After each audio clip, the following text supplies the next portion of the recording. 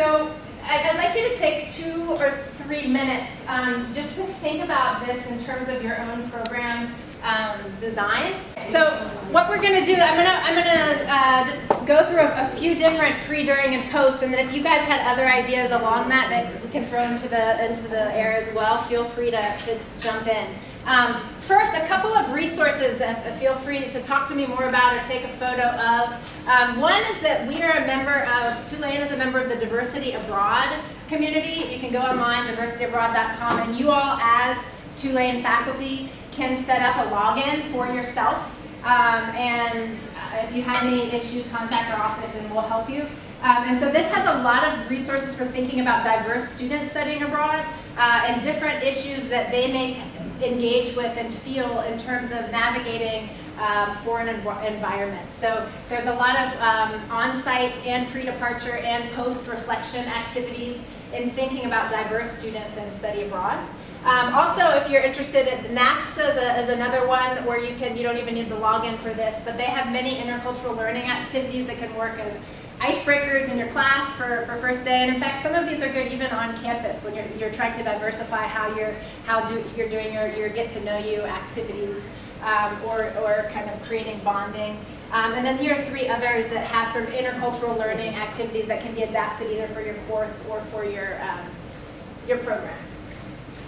So the pre-abroad. So this is a moment that becomes very important of kind of breaking through to our students that we are not touring, that we are actually doing experiential learning and teaching them what the difference between that is, setting expectations around that. Because the reality is, especially if we're working with undergraduates, when they're thinking about the co-curricular portions of our program, they're thinking of it as a tour. They're thinking that you are going to take them to see this museum and it's like tour time, right? Or they're thinking that you're going to take them to see this birding island and it's going to be fun time outside, right? So how do you make that shift in helping them think critically about those experiences?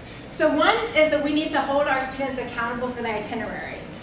For those of you that have done these programs before, you know what it's like. You get on the bus and you go someplace, and then you realize that your students have no idea where they're just following you like little ducklings. They have no idea where we're going or what we're doing or why we're there. And that happens, but it's also important for us to think about what are the ways that we break that down. How do we prepare them so that they know and understand when they're on the bus where they're headed and why, and how does it relate to your coursework, how does it relate to your overall program. It's a way of setting their expectations that becomes very important.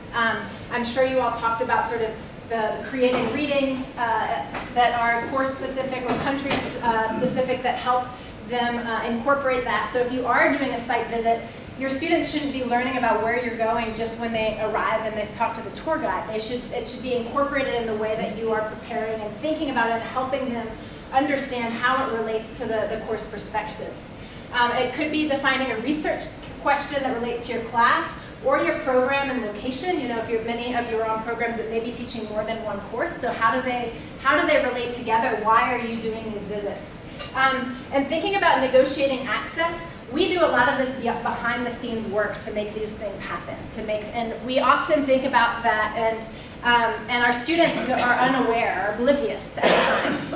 And so thinking about how to deal with that, and also thinking about, is there an intercultural learning moment for them to understand a bit about the logistics of that process, and that can even help them navigate a particular space more in more ethical ways, right? So understanding who the gatekeepers are in certain locations, for example, or understanding what hurdles need to go through, the types of questions you can and can't ask. Those types of conversations are often important, and we think about it as our logistical job, but could also be ways of incorporating into the reflections for them to understand location in different ways. Preparing your tour. So thinking about all the different people that your students become in contact with that can be co-educators, and how do you train them to be so. We talked about cultural mentoring as being important, and as faculty members, you're the first person that they're kind of looking for in terms of that, but you're not the only one. And so how are you empowering those different cultural mentors that you have that are coming through your programs? And this could be anyone from the tour guide. So a tour guide is maybe working with your student group, but he's also working with many different tourist groups that have really different expectations for that experience of visiting the Chichen Itza or whatever it is that you're visiting. And so how are you planning for him or her to kind of giving them the tools to understand what you're hoping to get out of the experience. So having direct conversation with people and sites about your goals are important with the ways in which they're going to relate with your students. Even bus drivers. Bus drivers are often with your group for the entire time, and we kind of forget the importance that they might have in explaining things to students or incorporating students into having an understanding of a particular perspective. TAs and their roles. So just thinking about all the different people that may play cultural mentoring roles and making sure that you're creating ways to bring them into that conversation. Being proactive to talk about issues as they arrive. So if we're talking about that piece about navigating emotions, thinking about group dynamics is really important. And it reaches a whole nother level in study abroad that it doesn't necessarily reach on a two-lane classroom.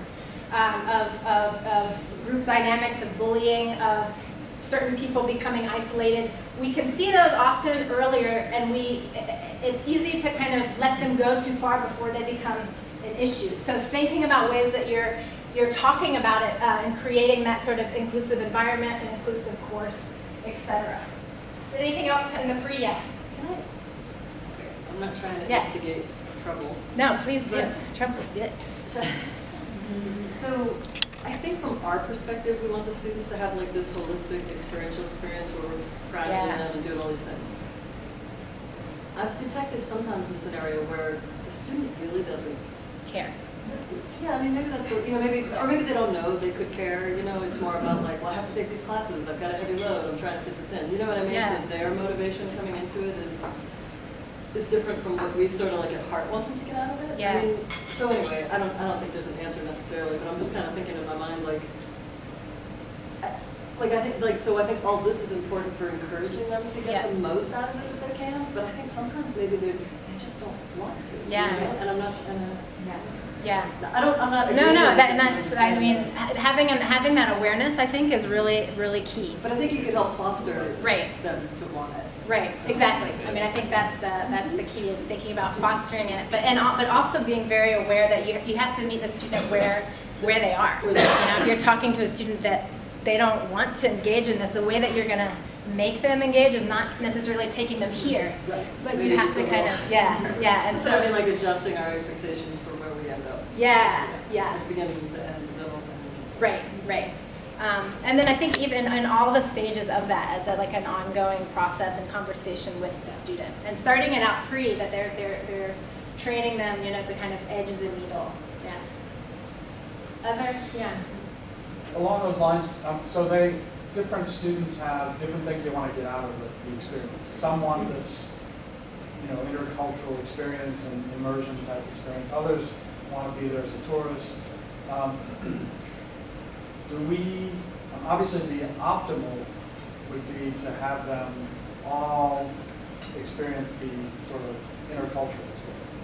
But you can't force that on anybody. And do we modify our expectations based on the students, at least their expectations that we perceive, or do we try to coax them into a deeper experience? Yeah. I think that's a good question, and it's the one that we're always grappling with. And I think my response to that is that, again, this is along the lines of meeting the student where they are intellectually and emotionally for the experience. That the design of our program is to do this, right? But within that, there has to be some sense of tailoring to how we're going to reach that particular student. And I think the experiential learning setting really puts teaching in an abroad scenario is so much more in depth and so much more 24/7 than on campus, because you really are required to figure out those moments, that you can nudge each individual along a little bit. And I think it is important to realize that your group of students, you're not going to have everyone come to the same level at the end. But that the idea is how do you, with each one, kind of get them to think about culture in a new way and perceive life in a new way and relationship. But I would say two things. One of them is you can ask them before they go what their expectations are. And the other thing is, I know that our students learn from each other. Yeah. And so even if you get that kid who's, oh, I'm totally not going to hang out with you guys, I'm going to spend, we have had people like that spend a lot of time really With the images.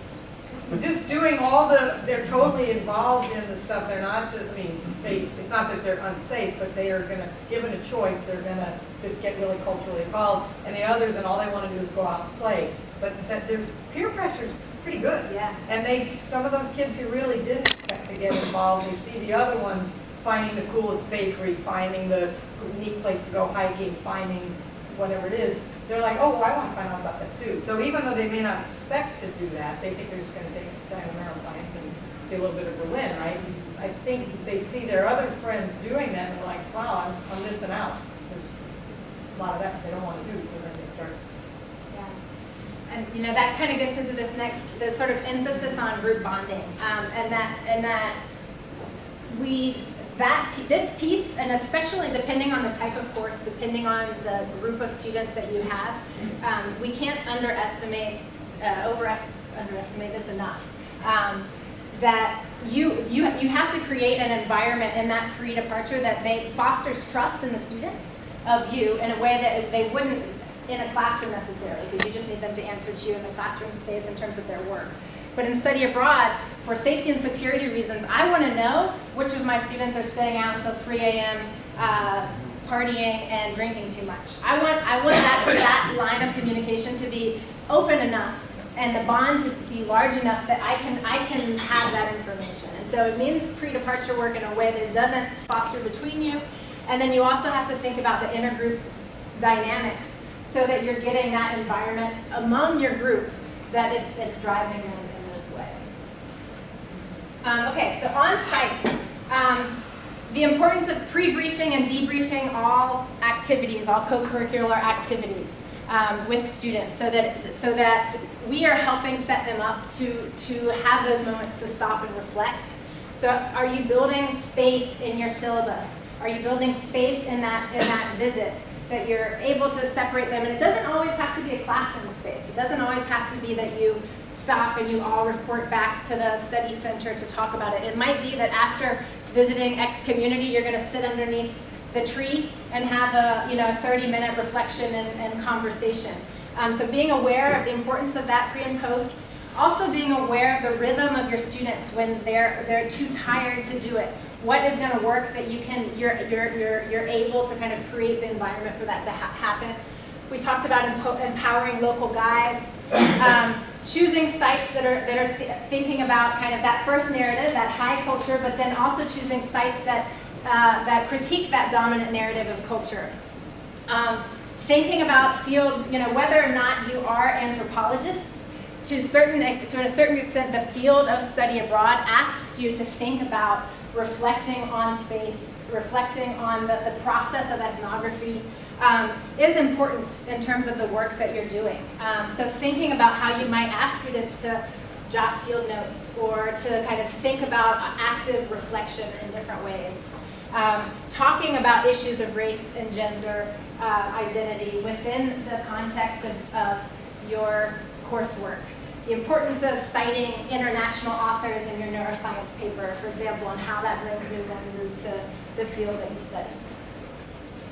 And then also realizing that, okay, you are one of the cultural mentors. You're both helping them identify others, but when students are in these uncomfortable situations and they're not sure how to react, you're the first person that they're looking to. So thinking about yourself in the same kind of process that your students are going through of self-reflection, understanding what your lenses are for interpreting. Here's a list of kind of just some things to think about. Are you asking questions in sensitive ways? Are you thinking about different ways of interpreting verbal and nonverbal communication?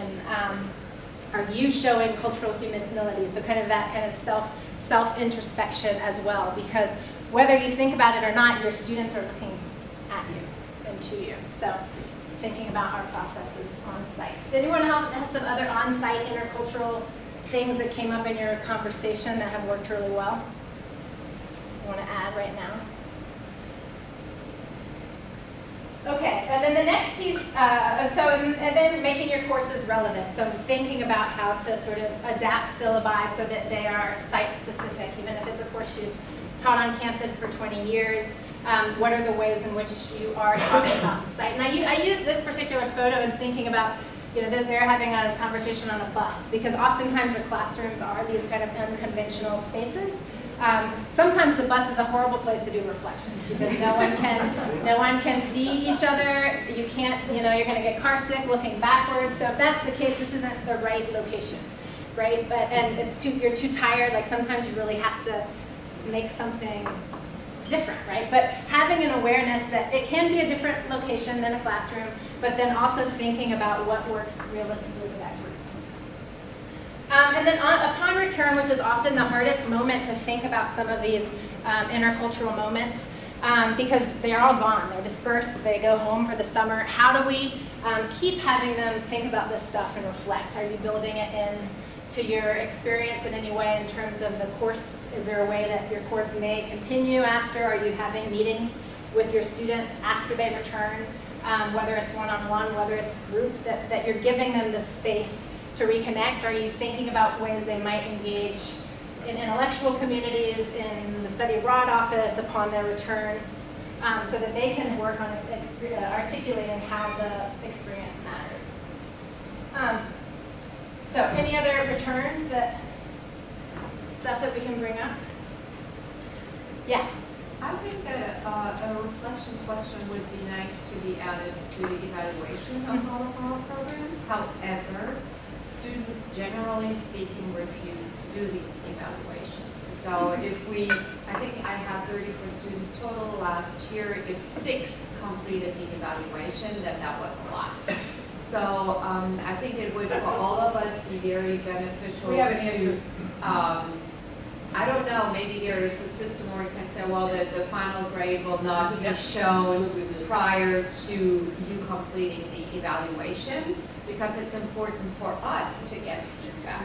And then we could include a reflection question. Yeah. Yeah. So, yeah. We did 2 things, kind of. We had one where we had a set of paper questions that we actually had them complete together as a group. We did that too, and then we wanted to collect the papers. Oh, we lost the papers. I don't know where the paper went. To us then. They came back away. But then also for the follow-up reflection, it was that we held the day. Okay. How did you do that? How can you hold it? So one thing to remember in terms of intercultural communication is as much preparation as you do, scenarios are going to arise, even if you do it perfectly, right? And so the ability to kind of be flexible and nimble and realize that interventions often have to happen on you think you prepared it enough, but you didn't, or something happened that you couldn't even have imagined at that moment, then does happen, and how do you kind of create the space and the flexibility in your schedule to talk about it. So that, I think, number 1 is to realize. But now what we're going to do is go through each scenario, think about what possible intervention could happen, pre, during, or post, and kind of I'd like to hear what you all said. So scenario 1 in Berlin, what did you guys talk about?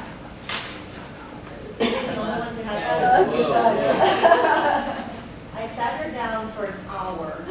I told her, please don't do this. Because of the limited Wi-Fi access, I was saying, like you said, mitigating certain things. Here's my Italian phone number. Are you saying it like this actually happened to you? Yeah, no. Okay, you started saying okay, sorry. I did have a situation where one of my students was on a balcony in Italy with a much older man on the last day of the trip, and I was just like, oh boy. And then 2 seconds later, I realized it was her dad and her mom.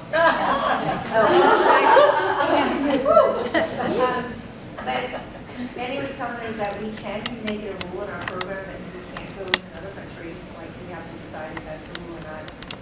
But if I say no to this, it's still possible that it happens. So I have to be clear as to, do you understand dating in Italy? Do you understand the risks involved? I'm saying no. Maybe even like an ROR, you're released from your own recognizance letter or something, documentation, and in my Italian phone number. Great, yeah. And just pop those out of her head and say, don't do this. Yeah. And so, this dating apps, you all may not realize how prevalent this is. This is very prevalent. This is how our students are making connections. And sometimes it's not necessarily to date. It's they're using them as a way to meet locals. And so this is happening a lot. And so you have to think about what are the implications of this? How are they navigating what that means? So in thinking about kind of gendered relationship, romantic relationships, you don't think that maybe in your course or in your program that this is a topic that necessarily you need to bring up, but this is happening, and you're responsible for their safety and security. All the time, all the time. And oftentimes students feel comfortable enough to talk about it in front of me. And as long as, they are adults, and as long as I don't think they engage in it, I don't say anything. But I don't know how I would react if this happened, and whether the person is an adult or not, because that makes a difference. If students are allowed to spend the weekend on their own, and there are super cheap flights within Europe, what is do we have any jurisdiction for being a student to going to Madrid or to a different town in Germany?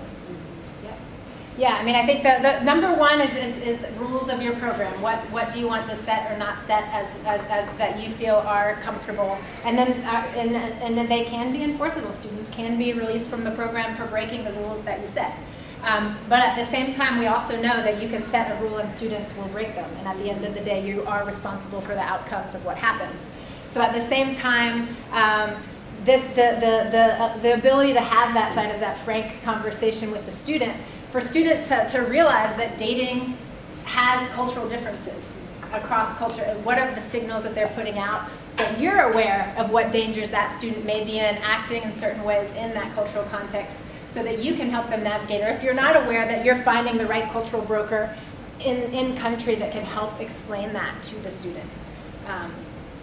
Yeah. But at the same time, isn't intercultural dating one of the best ways to intercultural experience? I'm not saying no. I'm not saying no. But I am saying that there is a need to have the knowledge of how intercultural dating, what it means to not approach that dating as if you are not having an intercultural dating experience.